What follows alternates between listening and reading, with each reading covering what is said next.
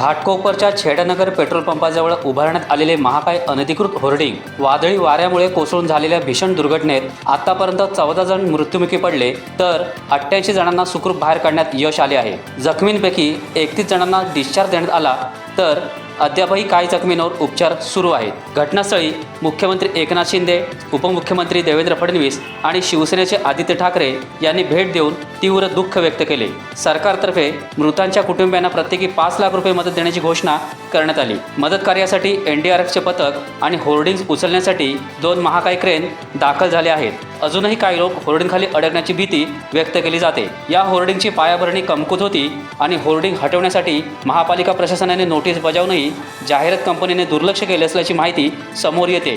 या प्रकरणी सदोष मनुष्यवधाचा गुन्हा दाखल करण्यात आलाय। टाइम्स डिजिटलला लाईक करा, सबस्क्राईब करा, शेअर करा आणि बेल आयकॉन दाबायला विसरू नका। पाहत रहा टाइम्स डिजिटल।